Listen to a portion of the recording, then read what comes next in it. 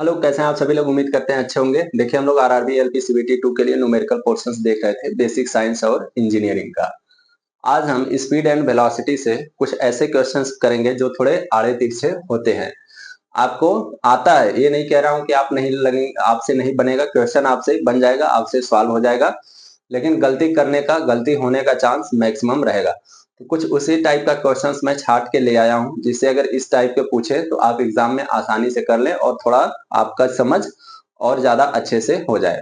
तो आइए पहला क्वेश्चन शुरू करते हैं। देखिए, पहला क्वेश्चन क्या है। पृथ्वी की सतह पर एक आदमी का भार कितना है? W। दे रखा है कि अर्थ के सतह पे एक आदमी का भार कितना है? W। तो पृथ्वी की सतह से 2r ऊंचाई पर उसका भार क्या होगा? पृथ्वी की सतह से 2r ऊंचाई पर क्या होगा? अगर जैसे मान लीजिए ये पृथ्वी है, ये अर्थ है, तो यहाँ पर एक आदमी है, उसका भार कितना है? W। अब ये इससे पृथ्वी से 2h ऊंचाई पर चला गया, तो इसका भार क्या होगा? आपसे सिंपल सा यही क्वेश्चन पूछ रहा है। जहां पर r दे रखा है, क्या है? जहां पर r क्या देखा है, दे रखा है? त्रिज्या, पृथ्वी की त्रिज्या, अर्थ रेडियस। ठीक है, तो देखिए आपको पता होना चाहिए कि भार पहले होता क्या है। भार क्या होता है? तो W इक्वल टू mg होता है। और ये और ज्यादा अच्छा से समझ आएगा अगर मैं इसको लिख दूं WE, मतलब पृथ्वी पर आदमी का भार कितना है। अर्थ पे आदमी का भार कितना होता है तो आपको पता है mg होता है। और ये किसके बराबर दे रखा है? W के बराबर ही दे रखा है। तो ये हमारा इक्वेशन नंबर फर्स्ट हो जाएगा। अब आपसे पूछ रहा है कि अगर उस आदमी को हम किसी भी तरीके से फेंक दें, पृथ्वी के 2r ऊंचाई तक चला जाए, तो उसका भार उस समय कितना हो जाएगा, उसका वेट कितना होगा? तो देखिए, जाहिर सी बात है कि वेट उसका चेंज होगा। अगर द्रव्यमान पूछता तो द्रव्यमान चेंज नहीं होता। अगर मास पूछता कि आदमी का मास 2h ऊंचाई पर क्या होगा, तो चेंज नहीं होता, क्योंकि मास आप दुनिया के किसी भी कोने में चले जाइए, गैलेक्सी के किसी भी कोने में चले जाइए, चेंज नहीं होगा। लेकिन उसका वेट चेंज होता रहता है। क्यों? क्योंकि ग्रेविटी चेंज होती रहती है। तो देखिए, पृथ्वी से h ऊंचाई जाने पर जो ग्रेविटी होता है वो क्या हो जाता है? ग्रेविटेशनल फोर्स जो होता है वो G dash equal to G bracket में आर ई प्लस एच का होल स्क्वायर। ये फार्मूला होता है कि पृथ्वी से h ऊंचाई पर जाएंगे। जैसे मान लीजिए मैं पृथ्वी से h ऊंचाई पर गया तो यहाँ पर G डैश हो गया। तो अब आप रख दीजिए, G रख दीजिए एज इट इज।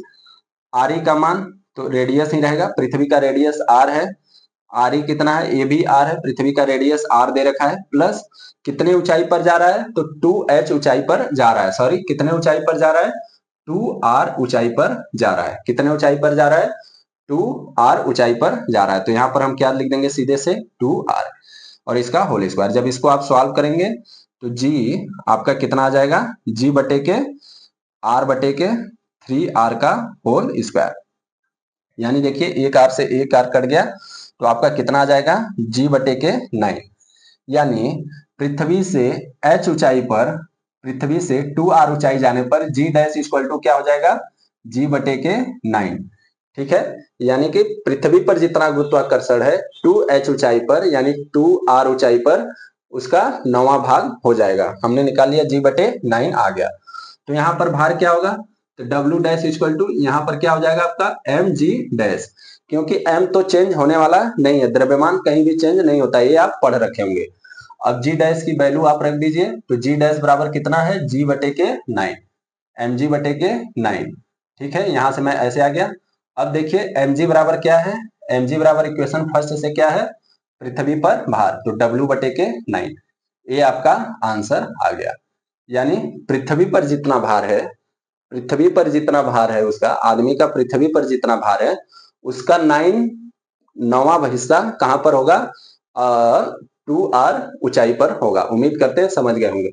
जैसे मैं बोल दूं कि पृथ्वी पर उसका भार मान लीजिए कि कितना है? 81 न्यूटन है। कोई आदमी है, उसका पृथ्वी पर भार कितना है? 81 न्यूटन है। तो जब वो 2r ऊंचाई पर चला जाएगा तो उसका भार कितना हो जाएगा? 81 divided by 9, 9 Newton he 2r ऊंचाई पर उसका भार होगा। इसीलिए बोलते हैं आप ऊपर जाएंगे, अंतरिक्ष में जाएंगे तो हल्का अपने आप को महसूस करते हैं और आदमी खूब तैरता रहता है इधर उधर। मूवियों में आप देख रखे होंगे। उसका मेन रीजन यही होता है कि वहां पर ग्रेविटेशनल फोर्स कम होते जाता है ऊंचाई के साथ। उम्मीद करता हूं ये क्वेश्चन आपको अच्छे से समझ में आ गया होगा। चलते हैं अपने नेक्स्ट क्वेश्चन की तरफ।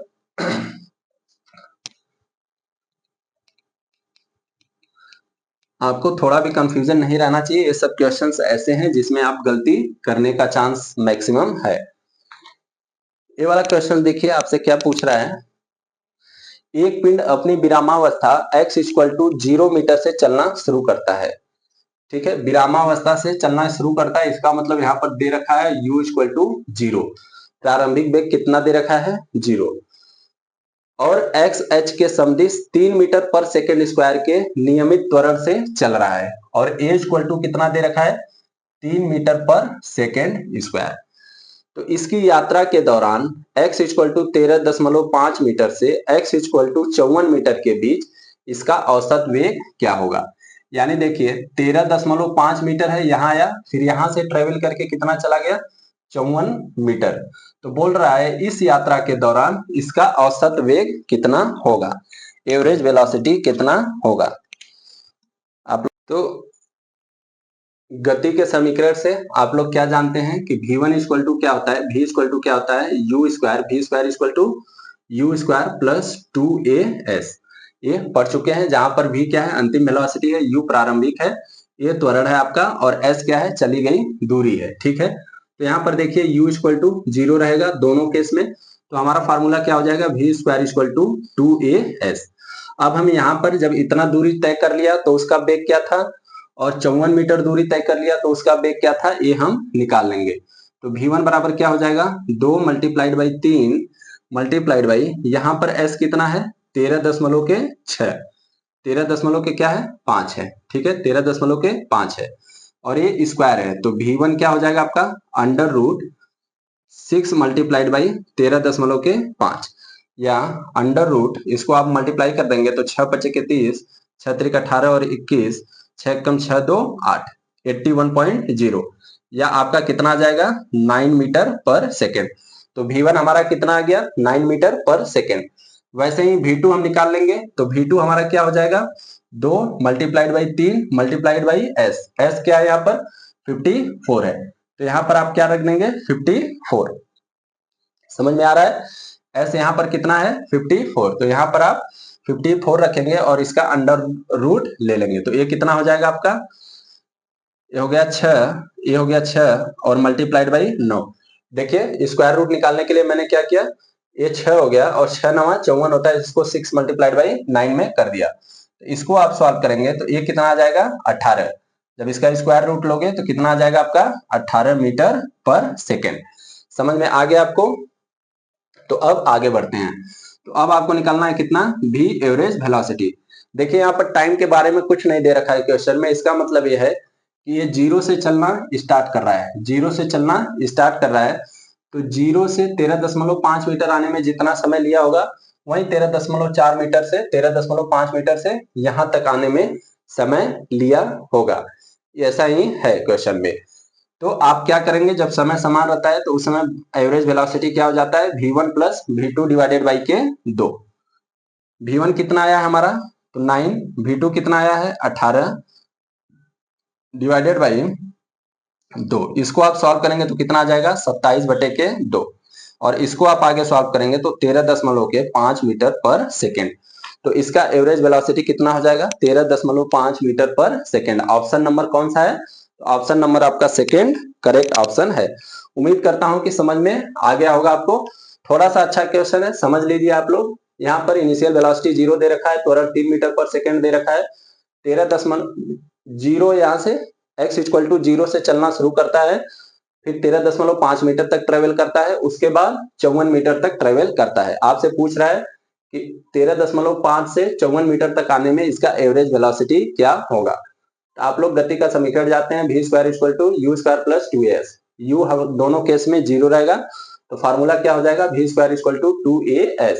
अब हम पहले यहाँ पर निकाल लेते हैं, तो यहाँ पर निकालने के लिए मैंने v1 लिख दिया, तो 2 इंटू 3 इंटू 13.5, इसको सॉल्व करोगे तो कितना आ जाएगा? 9 मीटर पर सेकेंड। अब v2 जब 54 मीटर तक आ गया तो v2 ऐसे ही निकाल लेंगे, 2 गुणे 3 गुणे 54, तो कितना आ जाएगा आपका? 18। तो एवरेज वेलोसिटी क्या होता है? v1 plus v2 divided by के 2। आप इसको जब सॉल्व करेंगे तो आपका आ जाएगा 13.5 मीटर पर सेकेंड। उम्मीद करता हूं कि आपको समझ में आ गया होगा। नहीं समझ में आया होगा, आप एक दो बार अपने से इत्मीनान से बैठ के इस लेक्चर को देखकर लगाएंगे तो आपको क्लियर हो जाएगा। नेक्स्ट क्वेश्चन पे चलते हैं। क्या है आपका, 20 ग्राम द्रव्यमान की एक गोली 8 केजी द्रव्यमान की राइफल से 100 मीटर की गति से निकलती है, राइफल के प्रतिघात का वेग क्या होगा। जैसे आप लोगों ने देखा होगा कि जब बंदूक मारते हैं तो पीछे की तरफ क्या करता है, थोड़ा पीछे की तरफ धक्का देता है, यानी बंदूक भी पीछे की तरफ आती है। तो वही पूछ रहा है कि बंदूक किस वेलोसिटी से पीछे की तरफ आती है, क्यों होता है, एक्शन और रिएक्शन, जो न्यूटन थर्ड लॉ है उसके वजह से ऐसा होता है। यहाँ पर क्या क्या दे रखा है, देखिए आपका क्या है, बुलेट्स है, गोली है, इसका द्रव्यमान दे रखा है क्या, 20 ग्राम, और इसका वेग कितना दे रखा है, 100 मीटर पर सेकेंड। राइफल का कितना दे रखा है, एक राइफल है आपका, राइफल का जो मास है वो कितना दे रखा है, 8 केजी, 8 केजी, और इसका स्पीड आपसे पूछ रहा है कि इसका स्पीड क्या होगा। तो आप जानते हैं कि संवेग संरक्षण का सिद्धांत, ठीक है, गोली निकलेगा उस पे वो कुछ ना कुछ पीछे की तरफ बंदूक को ढकेलता है साथ में, तो क्या होता है, उसका संवेग और इसका संवेग दोनों को ऐड करेंगे, मतलब गोली किस वेग से जा रही है उसका संवेग निकालेंगे, और राइफल किस वेग से पीछे आ रही है इसका वेग निकालेंगे, तो दोनों क्या होगा, संवेग संरक्षण के सिद्धांत से इन दोनों का योग 0 होगा, यानी m1v1 plus m2v2 equal to के 0। ये किसके लिए है, तो ये आपका बुलेट के लिए है, गोली के लिए है, और एक किसके लिए है, राइफल के लिए है। तो देखिए m1 कितना दे रखा है, 20 ग्राम, 20 ग्राम, 20 ग्राम को केजी में बदलेंगे आप तो कितना आ जाएगा, 10 के पावर -3 मल्टीप्लाइड बाई इसका वेलोसिटी कितना दे रखा है, 100 मीटर पर सेकेंड। m2 कितना दे रखा है, 8 केजी, और v2 आपसे पूछ रहा है। देखिए मैंने इसको केजी में इसीलिए चेंज कर लिया कि ये केजी में दे रखा है, या तो आप इसे ग्राम में चेंज कर लीजिए, ग्राम ग्राम में रख दीजिए, या केजी में चेंज कर लीजिए, केजी में रख दीजिए। यहाँ पर आपका क्या आ जाएगा, प्लस इक्वल टू 0, बीच में क्या आएगा, प्लस। इसको आप जब सॉल्व करेंगे तो यहाँ पर क्या आ जाएगा, ध्यान से देखिए, तो यहाँ पर आ जाएगा आपका 200, क्योंकि 100 से 10 के पावर 3 है ना, हाँ, तो यहाँ पर क्या आ जाएगा आपका 20 गुणे के 10 के पावर क्या आ जाएगा, -1। समझ में आया, 10 के पावर -1, या सीधे से अगर इसको आप सॉल्व करोगे तो सीधे सीधे कितना आ जाएगा, 2 आ जाएगा आपका। देखिए 1000 यहाँ है, 1000 से डिवाइड करेंगे तो 2 आ जाएगा, प्लस 8 मल्टीप्लाइड बाई v2 बराबर 0, या v2 बराबर कितना हो जाएगा, माइनस कितना हो जाएगा, v2 बराबर -2/8। अब आप इसको सॉल्व करेंगे, जब इसको सॉल्व करेंगे तो यहाँ पर पॉइंट लगाएंगे तो एक 0 आएगा, 8 दूनी के 16, 4 बचेगा, 8 बचे 40 मीटर पर सेकेंड। ये देखिए माइनस में आ रहा है, लेकिन आपको माइनस लेना नहीं है। माइनस में क्यों आ रहा है, इसलिए कि गोली का वेग वेलोसिटी आगे जा रहा है, जो गोली है वो द्रव्यमान के साथ आगे जा रहा है, लेकिन बंदूक पीछे की तरफ आ रहा है, बंदूक पीछे की तरफ आता है, तो इसलिए वो क्या है, माइनस में आ रहा है, लेकिन माइनस वेलोसिटी नहीं लेंगे तो आपका क्या हो जाएगा, वेलोसिटी 0.25 मीटर पर सेकेंड, यानी कि बंदूक जो है वो इस वेलोसिटी से पीछे झटका आपको देगी। तो उम्मीद करता हूं ये क्वेश्चन आपको अच्छे तरीके से समझ में आया होगा। राइफल और गोली का भी क्वेश्चन आपको मैंने करवा दिया और समझ में आना चाहिए आपको। अगले क्वेश्चन की तरफ चलते हैं। 600 मीटर पर सेकेंड के वेग से गतिमान 2000 केजी द्रव्यमान का एक अंतरिक्ष यान अचानक विस्फोट होकर 2 टुकड़ों में बढ़ गया। देखिए एक अंतरिक्ष यान है, इसका जो वेग है वो कितना दे रखा है, 600 मीटर पर सेकेंड दे रखा है, और इसका जो द्रव्यमान दे रखा है वो कितना है, 200 केजी। किसी कारणवश ये अचानक से टूट गया, 2 पार्ट में टूट जाता है। 500 केजी का एक टुकड़ा टूटता है, सीधे सीधे दे रखा है, तो 500 केजी का एक हुआ तो दूसरा कितने का हो जाएगा, 1500 केजी का। कैसे हो जाएगा, 2000 में से 500 कम कर दीजिए, 1500 केजी का आ जाएगा, यानी 2 टुकड़े में टूट गया, 2 टुकड़े में क्या है, टूट गया। अब दे रखा है कि 500 केजी द्रव्यमान का एक टुकड़ा स्थिर रह जाता है, इस लाइन को आप ध्यान से पढ़िए, 500 किलोग्राम द्रव्यमान का एक टुकड़ा स्थिर रह जाता है, मतलब उसका वेलोसिटी 0 हो जाता है, वो कहीं जाता नहीं है, जहां टूटता है वहीं अटक जाता है। तो इसका वेलोसिटी कितना हो जाता है, 0 पर मीटर सेकेंड। तो आपसे पूछ रहा है दूसरे भाग का वेग क्या होना चाहिए, इसका आपसे वेग पूछ रहा है, यानी मान लीजिए इसका वेग कितना हो गया, v मीटर पर सेकेंड। तो यहाँ पर भी कंजर्वेशन ऑफ मोमेंटम, संवेग संरक्षण का सिद्धांत लगा दीजिए। पहले कितना मोमेंटम था, तो 600 गुणे के 1500, पहले इतना मोमेंटम था, 1500 कहां से आ गया, पहले कितना था, 600 गुणे के 2000, पहले इतना मोमेंटम था, बाद में कितना हो जाएगा, 500 गुणे के 0 प्लस 1500 गुणे के v, 1500 गुणे के velocity v, mass into velocity, mass into velocity, mass into velocity. संवेग पता है आप लोग को कि द्रव्यमान और वेग का गुणनफल क्या होता है, आपका संवेग होता है।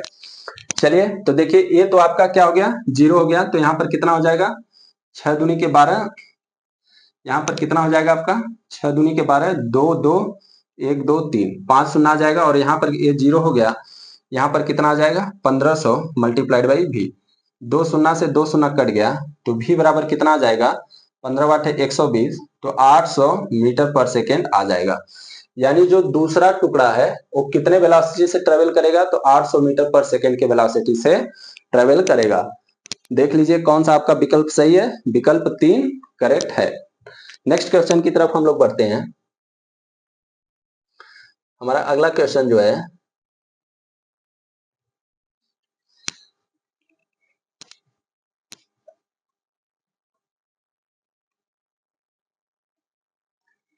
दो पदार्थ कुछ दूरी पर रखे जाने पर एक दूसरे के प्रति गुरुत्वाकर्षण बल F महसूस करते हैं, ठीक है। यदि उनके बीच दूरी को पहले दूरी से दोगुना कर दिया जाए तो बल कितना हो जाएगा। समझ पाए आप लोग क्या पूछ रहे हैं कि दो क्या है, दो पदार्थ हैं, ठीक है। मान लीजिए एक का द्रव्यमान m1 है, एक का द्रव्यमान m2 है, कुछ दूरी पर रखे हैं r दूरी पर, तो कितना फोर्स महसूस कर रहे हैं, F फोर्स महसूस कर रहे हैं। यही सेम द्रव्यमान है m1 और m2 है, जब इन दोनों के बीच की दूरी को बढ़ाकर पहले वाले से दोगुना कर दिया जाता है तब F क्या होगा, आपसे ये पूछ रहा है। तो आपको पता है कि जब दो द्रव्यमान r दूरी पर रखे रहते हैं तो उनके बीच जो फोर्स लगता है, गुरुत्वाकर्षण बल लगता है, किससे देते हैं आप, g m1 m2 बटे के r स्क्वायर, ठीक है। जहां पर ये g क्या है, सार्वत्रिक गुरुत्वाकर्षण नियतांक है, जो कभी भी नहीं बदलता है। तो ये पहला इक्वेशन हो गया हमारा इस केस के लिए। इस केस के लिए क्या हो जाएगा, f डैश क्या हो जाएगा, तो g m1 m2 तो वही है, दे ही रखा है, r के जगह आप क्या रख दीजिए 2r, क्योंकि दूरी क्या होता है, डबल हो जाता है, तो यहाँ पर आप 2r रख देंगे, तो ये कितना हो जाएगा, g m1 m2 divided by के 4r, इतना हो जाएगा। ये इक्वेशन नंबर 2 है। अब आप ये देखिए कि ये वाला जो हिस्सा है वो किसके बराबर है, तो वो F के बराबर है। तो आपका F डैश कितना हो जाएगा, यहाँ F रख दीजिए F बटे के 4, यानी F बटे के 4, पहले जितना बल लग रहा था, पहले केस के लिए जितना गुरुत्वाकर्षण बल लग रहा था उसका 1/4 गुरुत्वाकर्षण बल अब लगेगा जब इन दोनों के बीच की दूरी को आप बढ़ा देंगे, ठीक है। तो उम्मीद करते हैं कि समझ में आ गया होगा आपको। अगले क्वेश्चन की तरफ हम लोग बढ़ते हैं। आपको फॉर्मूले पते होने चाहिए भाई, मैं बार बार कह रहा हूं, यहाँ पर अगर CVT 2 क्लियर करना है तो फार्मूला पता होना चाहिए आपको। माना कि पृथ्वी की सतह पर गुरुत्व जनित त्वरण का मान g है, पृथ्वी की त्रिज्या r है, तो पृथ्वी के सतह से r ऊंचाई पर गुरुत्व जनित त्वरण का मान कितना होगा। ये शायद क्वेश्चन करा दिया है क्या मैंने, h ऊंचाई पर नहीं, वो दूसरा क्वेश्चन था, वो भार पूछ रहा था कि 2r ऊंचाई पर भार कितना होगा, ये दूसरा क्वेश्चन। देखिए क्या दे रखा है, पृथ्वी की सतह पर गुरुत्व जनित त्वरण का मान g है, ठीक है भाई, ये पृथ्वी है, इस पे गुरुत्व जनित त्वरण का मान कितना है, g है। यदि पृथ्वी की त्रिज्या r हो तो पृथ्वी की सतह से r ऊंचाई पर गुरुत्व जनित त्वरण का मान कितना होगा। यानी इससे आप r ऊंचाई पर चले जाइए, इससे आप r ऊंचाई पर चले जाइए, तो इस समय गुरुत्व जनित त्वरण का मान क्या होगा। ये तो सीधे सीधे आपसे फॉर्मूला ही पूछ रहा है, रख दीजिए। h ऊंचाई पर जाने पर फार्मूला क्या होता है, तो आपको पता होगा RE divided by RE plus H का होल स्क्वायर, जहां RE क्या है, अर्थ रेडियस, और H क्या है कि पृथ्वी से कितनी ऊंचाई पर हम गुरुत्वाकर्षण फोर्स निकाल रहे हैं, ग्रेविटेशनल कितनी ऊंचाई पर हम लोग कैलकुलेट कर रहे हैं। तो यहाँ पर G हो जाएगा आर का मान आर है, ये भी आर दे रखा है। एच इक्वल टू इस केस में कितना दे रखा है, कैपिटल आर दे रखा है कि पृथ्वी की त्रिज्या के बराबर ही ऊंचाई पर जाने में, कितनी ऊंचाई पर हम जा रहे हैं, आर ऊंचाई पर जा रहे हैं का होल स्क्वायर। तो जी बटे के आर बटे के 2r का होल स्क्वायर, सिर्फ इसको मैंने ऐड कर दिया है। तो ये कितना हो जाएगा, जी बटे के 4, यानी पृथ्वी पर जितना गुरुत्वाकर्षण बल था उसका 1/4 हो जाएगा जब आप उससे आर ऊंचाई पर चले जाएंगे। तो जी बटे के 4 हो जाएगा। उम्मीद करता हूं कि आपको समझ में आ गया होगा। नेक्स्ट क्वेश्चन करते हैं। ये क्वेश्चन देखिए कौन सा क्वेश्चन है, ऐसा नहीं है ये वाला जो क्वेश्चन है, ऐसा नहीं है कि ये बहुत टफ है, लेकिन जब मैं एग्जाम दे रहा था 2019 में ही, तो ये मेरे से गलत हो गया था और मैं खुश था कि मैं बहुत सही करके आया हूँ। जब बाहर आके सेंटर से रेलवे स्टेशन तक आने के लिए ऑटो में बैठा, वहां पर और सारे साथ में जो होते हैं, जो और लोग कैंडिडेट एग्जाम देने आते हैं, वो डिस्कस करते रहते हैं कि इसका आंसर कौन सा आया, इसका आंसर कौन सा आया। तब मुझे पता चला कि मैं ये गलत करके आया हूँ। ऑटो में आने के बाद पता चला कि ये गलत है, लेकिन आप खुद देखिए कितना आसान क्वेश्चन पूछा है। इसीलिए मैं कहता हूँ कि एग्जाम में आपको घबराना नहीं चाहिए। आता आपको सब कुछ है, ऐसा नहीं है कि आपको नहीं आ रहा। आप 6 महीने से 1 साल से तैयारी कर रहे हैं, तो आपको तो सब कुछ आ रहा है, लेकिन वो एग्जाम रूम में जो बैठते हैं ना, एग्जाम रूम का जो प्रेशर होता है ना, वो आपसे गलती करवा देता है। ठीक है, तो वैसा नहीं करना है। एग्जाम में आप एकदम चिल आउट होके बैठिए, जितना आपको आता है वही सेम चीज सब पढ़े हुए हैं, सबके साथ वैसा ही होता है। तो ज्यादा टेंशन वेंशन लेने की जरूरत नहीं होती, आराम से एग्जाम दीजिए। 1-2 क्वेश्चन गलत भी हो जाता है तो ठीक है, नेक्स्ट टाइम सुधार लेंगे। तो चलिए इसको करते हैं। क्या है, मान ले कि डब्ल्यू और डब्ल्यू क्रमशः पृथ्वी और चंद्रमा पर किसी का भार है। ठीक है, डब्ल्यू और डब्ल्यू क्रमशः पृथ्वी और चंद्रमा पर किसी वस्तु का भार है। तो डब्ल्यू डिवाइडेड बाई डब्ल्यू आपसे पूछ रहा है। मैंने क्या गलती किया था, मैं इस क्वेश्चन को देखते ही इतना खुश हो गया कि 1 नंबर तो फ्री में मिला। यहाँ पर जो भार दे रखा है इसको मैंने गलती से द्रव्यमान समझ लिया। हिंदी में देखिए थोड़ा सा कंफ्यूजन हो जाता है, अगर आपको शब्द भी क्लियर नहीं है ना तो कंफ्यूजन कर जाएंगे। इसीलिए मैं बोलता हूं जैसे ही आपको क्वेश्चन में कुछ भी डाउट लगे, आप तुरंत इंग्लिश वर्जन देख लीजिए। आप टेक्निकल डिग्री किए हैं तो जाहिर सी बात है इंग्लिश तो थोड़ा बहुत आता होगा। अब के लोगों को इंग्लिश आ रहा है। ठीक है, तो मैंने इसको क्या समझ लिया था कि ये द्रव्यमान दे रखा है। ठीक है, मैंने डायरेक्ट लिख दिया डब्ल्यू बटे डब्ल्यू एम बराबर 1 होता है। क्यों, क्योंकि द्रव्यमान तो कभी बदलता नहीं। आप कहीं भी चले जाइए, चंद्रमा पे जाइए, बृहस्पति पे जाइए, शुक्र पे जाइए, शनि पे जाइए, द्रव्यमान तो नहीं बदलेगा। इसलिए मैंने बोला जो पृथ्वी पे द्रव्यमान है वहीं चंद्रमा पे भी द्रव्यमान होगा, डायरेक्ट लगा दिया, हो गया हमारा गलत। लेकिन यहाँ पर क्या दे रखा है, भार दे रखा है। तो आइए इस क्वेश्चन को करते हैं। तो देखिए अर्थ पे किसी वस्तु का भार कितना होता है, mg, ये तो आपको पता है। चंद्रमा पर कितना भार होता है, तो जो चंद्रमा पर गुरुत्वाकर्षण त्वरण गुरुत्वीय बल ये होता है g डैश, जो चंद्रमा पर गुरुत्वाकर्षण बल का मान होता है g डैश, वो पृथ्वी पर जितना गुरुत्वाकर्षण बल होता है उसका 6वां भाग होता है। यानी अगर हम gm लिखें कि मून पर कितना ग्रेविटेशनल फोर्स होगा g डैश, तो ये क्या हो जाएगा, g बटे के 6 हो जाएगा। तो अब यहाँ पर रख दीजिए mg डैश। ठीक है, द्रव्यमान तो हर जगह सेम ही रहता है, द्रव्यमान हर जगह आपका सेम ही रहता है। मान लीजिए कोई आदमी है, उसका m द्रव्यमान पृथ्वी पर है तो m द्रव्यमान चंद्रमा पर भी होगा, लेकिन ये g बदलता रहता है, g बदलता रहता है। और चंद्रमा पर g कितना हो जाएगा, g बटे के 6। देखिए क्वेश्चन में कहीं भी दे नहीं रखा है, लेकिन आपको मालूम होना चाहिए कि चंद्रमा पर जो गुरुत्वाकर्षण त्वरण होता है वो पृथ्वी पर गुरुत्वाकर्षण त्वरण का 6वां भाग होता है। अब ये दोनों यहाँ पर रख दीजिए। तो डब्ल्यू कितना है, mg, और wm कितना है, mg बटे के 6। mg से mg कट जाएगा तो ये कितना आ जाएगा आपका 6। आंसर आया है 6 और मैं लगा के आया था 1। ऑप्शन नंबर क्या है, करेक्ट ऑप्शन क्या है, 4। तो ऐसे छोटे छोटे क्वेश्चंस आते हैं जो शब्दों के हेर फेर होने से गलतियां हो जाती हैं। अगले क्वेश्चन की तरफ हम लोग बढ़ते हैं।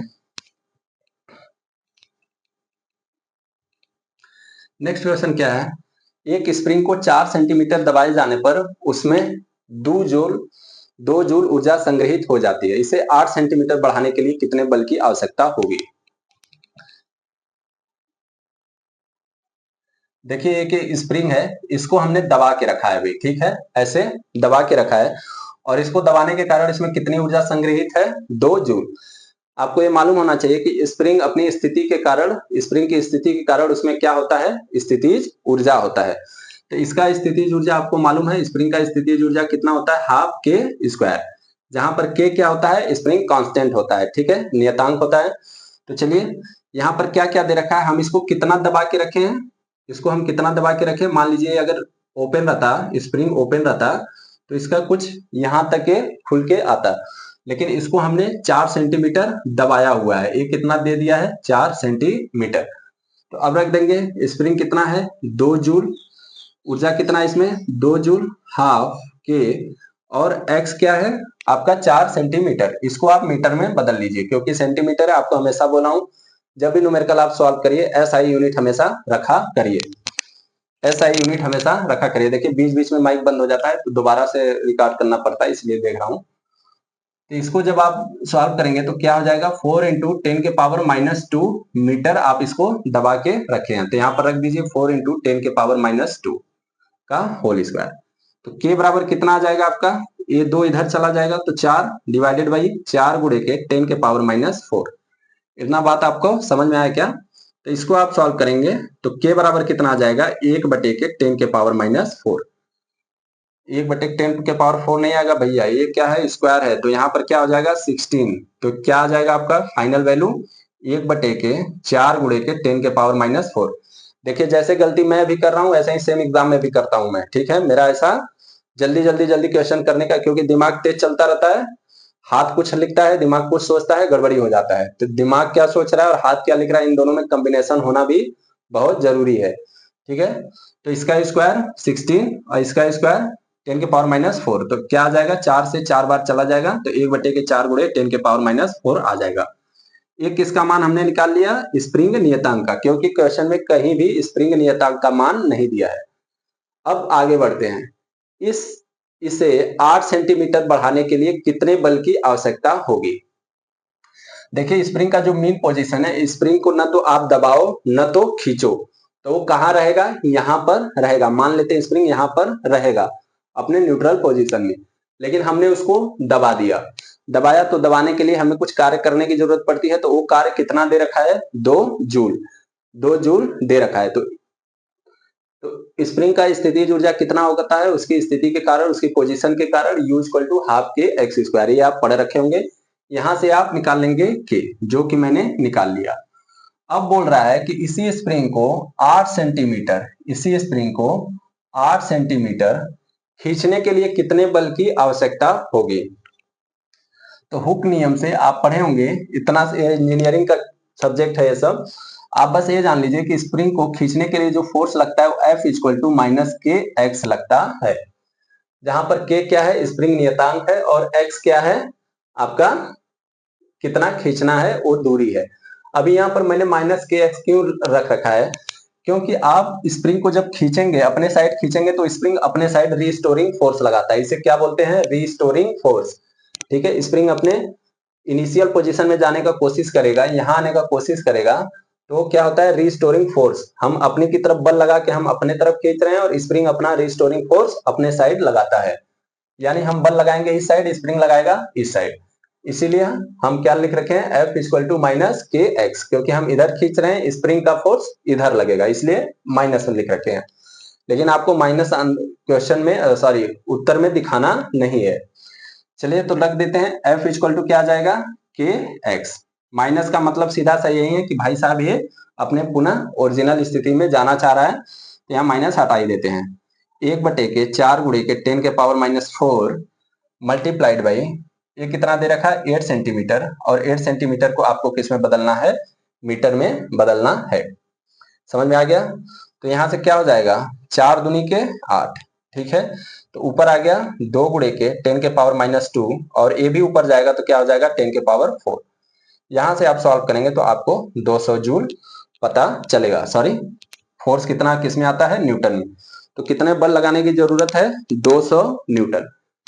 तो एक क्वेश्चन भी अच्छा है, आपसे पूछ सकता है। यहाँ पर पहले आप के का मान निकाल लेंगे, उसके बाद F = kx रख देंगे, आपका आंसर आ जाएगा। याद ध्यान देने योग्य बातें यहाँ पर ये हैं कि आप हमेशा SI यूनिट में रखेंगे, इधर उधर भागे क्वेश्चन आपका गलत हो जाएगा।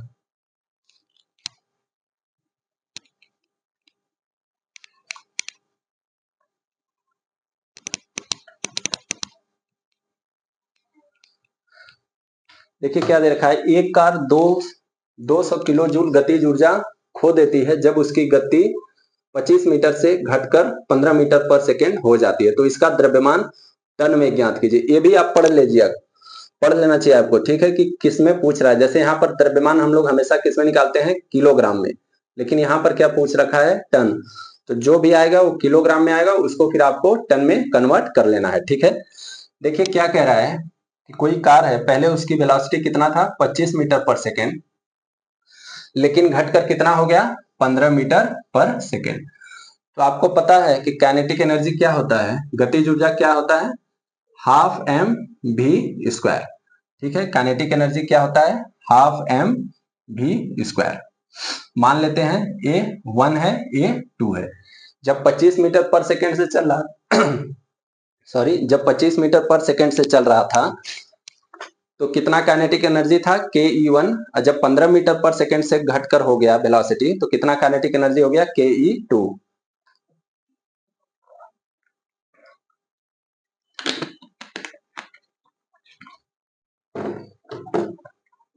तो इसके गतिज ऊर्जा में कितना हानि हुआ, इसका वेलोसिटी कम हो गया, मतलब गतिज ऊर्जा कम हो गया। तो गतिज ऊर्जा में कितना हानि हुआ, तो के ई, जो फाइनल के ई कितना हानि हुआ, तो क्या हो जाएगा,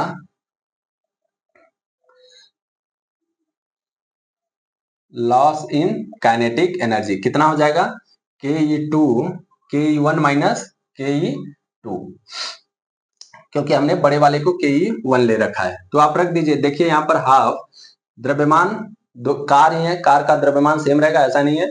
जब 25 मीटर से चल रहा है तो कार का द्रव्यमान 100 टन रहेगा, और जब 15 मीटर पर सेकेंड से चल रहा है तो कार का द्रव्यमान बढ़ के 150 टन हो जाएगा। ऐसा कुछ भी नहीं है, द्रव्यमान सेम ही रहता है।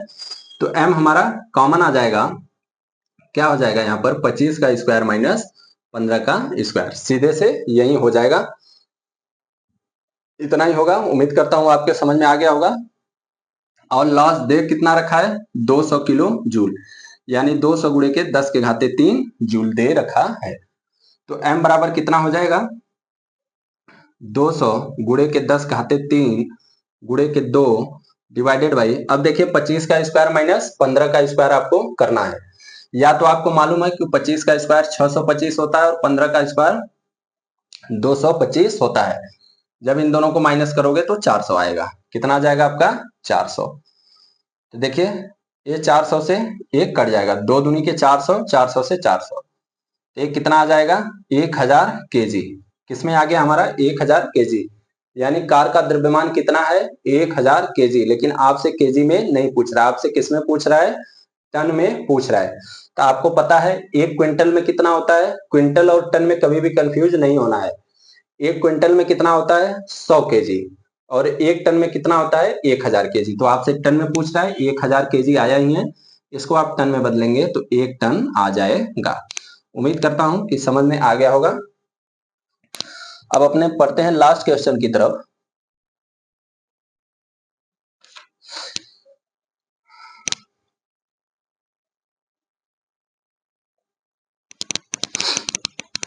सेकेंड लास्ट है, इसके बाद एक क्वेश्चन और है।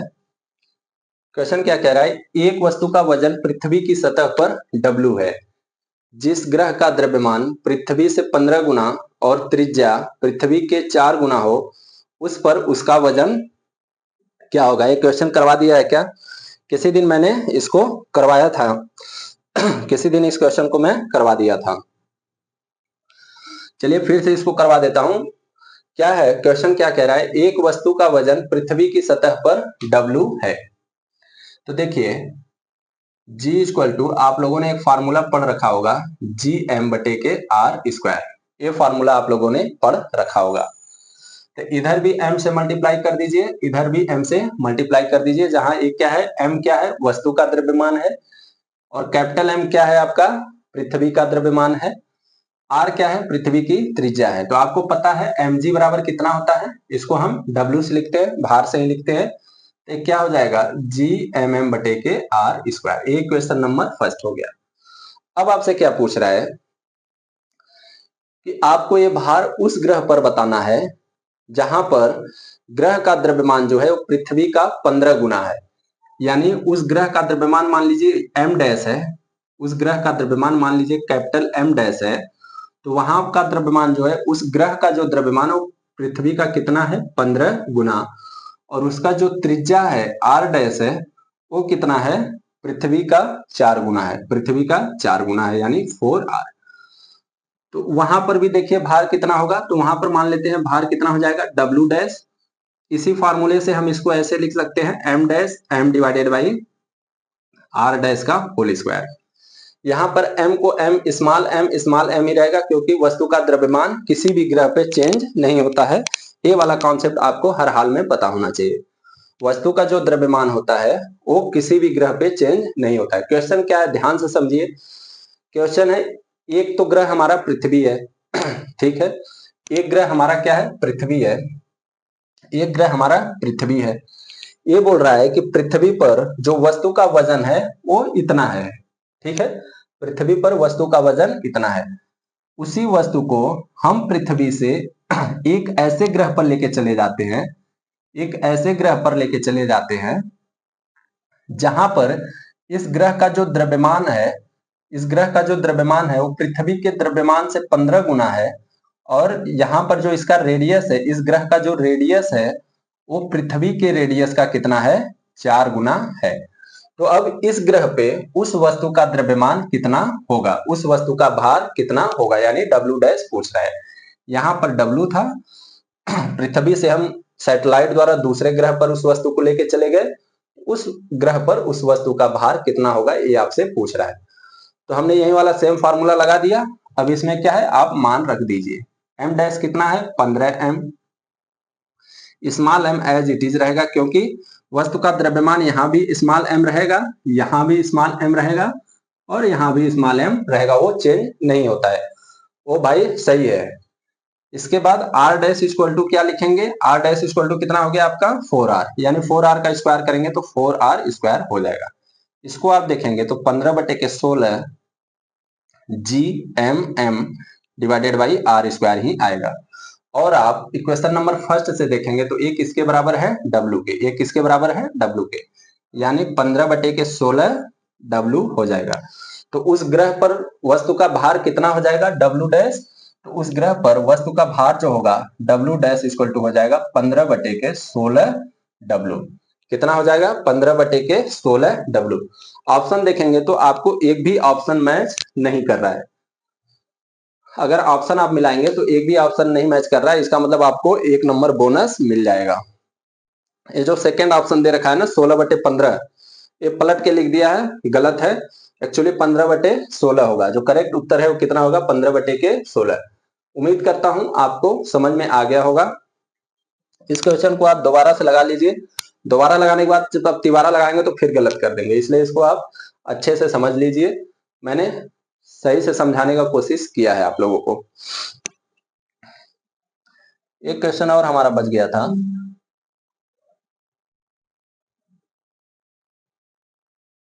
किधर गया, हाँ हमारा एक क्वेश्चन और बच गया था।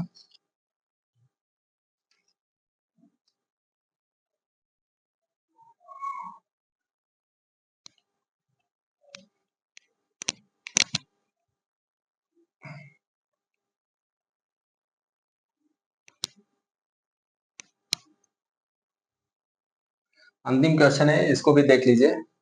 देखिए, कोई वस्तु अपने विरामावस्था x इक्वल टू 0 मीटर पर सेकेंड, 0 मीटर से और t इक्वल टू 0 सेकेंड से चलना शुरू करती है सॉरी। तो देखिए x इक्वल टू 0 से शुरू करती है, इसका मतलब u इक्वल टू 0 होगा, ठीक है।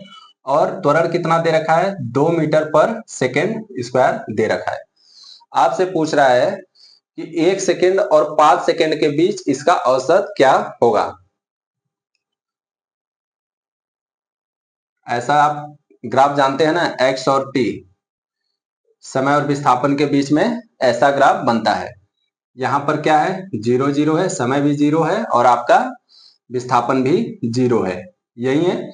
तो यहां से देखिए, मान लीजिए यहाँ पर 1 मीटर पर सेकेंड पे आ गए, सॉरी 1 सेकेंड पे आ गए, 1 सेकेंड पे आ गए, तो यहाँ पर इसका विस्थापन क्या है S1 है, मान लीजिए S1 है। जब आप यहाँ पर 5 सेकेंड पे आ गए तो यहाँ पर इसका विस्थापन कितना है S2 है, और टाइम कितना है 5 सेकेंड है। टाइम कितना आपका 5 सेकेंड है। टाइम कितना आपका 5 सेकेंड है। तो यही पूछ रहा है कि इसके बीच में आपका एवरेज क्या है, औसत वेग क्या है। तो आप फार्मूला जानते हैं, एस इक्वल टू क्या होता है, UT plus half A T square. ये वाला फार्मूला आप बचपन से पढ़ते हुए आ रहे हैं।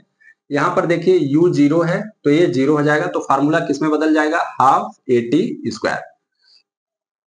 तो चलिए हम पहले S1 पे निकाल लेते हैं। तो S1 पे क्या हो जाएगा, हाफ ए का मान कितना है 2, टी का मान कितना है 1, 1 का स्क्वायर 1, तो ए कितना हो जाएगा 1 मीटर। S2 बराबर कितना हो जाएगा, हाफ ये मान 2 ही है और इस समय इसका वैल्यू कितना है, तो 5 सेकेंड है। 5 सेकेंड का स्क्वायर कितना हो जाएगा 25। 5 सेकेंड का वैल्यू कितना हो जाएगा आपका 25। समझ में आ रहा है आपको, 25 हो जाएगा। तो 2 से 2 कट जाए तो ये कितना आ गया 25 मीटर। अब देखिए ये यहां से यहां तक कितना है आपका 1 मीटर है, यहां से यहां तक कितना है 25 मीटर है। तो विस्थापन कितना हुआ, इतना ही हुआ, कितना हुआ 24 मीटर। ठीक है, विस्थापन कितना हुआ 24 मीटर। तो अगर हम विस्थापन की बात करें तो S2 माइनस S1 कितना हो गया 24 मीटर, क्योंकि इसके बीच में ही पूछ रहा है ना कि औसत वेग कितना हुआ। तो S1 से S2 तक कितना दूरी तय किया, तो 24 मीटर तय किया, और 1 सेकेंड से 5 सेकेंड तक जाने में कितना समय लगा, तो 4 सेकेंड लगा। 1 सेकेंड में यहाँ है, 5 सेकेंड में आया, तो इन दोनों के बीच का समय कितना है 4 सेकेंड है। तो टाइम कितना हो जाएगा आपका 4 सेकेंड। और आप जानते हैं एवरेज वेलोसिटी क्या होता है आपका, एवरेज वेलोसिटी क्या होता है, कुल दूरी बटे के कुल समय, कुल दूरी बटे के कुल समय, यही होता है। तो कुल दूरी क्या हो गया, यहां से यहां तक कुल दूरी कितना है 24, और कुल समय कितना है, यहां से यहां दूरी जाने में कुल समय कितना लगा है, तो 4 सेकेंड लगा है, डिवाइडेड बाई 4। तो आपका औसत वेग कितना आ गया 6 मीटर पर सेकेंड। अच्छे क्वेश्चन है आज के। आज देखिए मैंने जितने क्वेश्चन करवा रखे हैं, थोड़ा कंफ्यूजिंग टाइम के क्वेश्चन है, कंफ्यूज करेंगे आपको। तो आप थोड़ा सा ध्यान लगा के और नोट्स बना के इस टाइप के क्वेश्चंस आप समझ लेंगे तो आपको एग्जाम में आसानी होगा। चलिए तब तक आप अपना ख्याल रखिए, बाय बाय।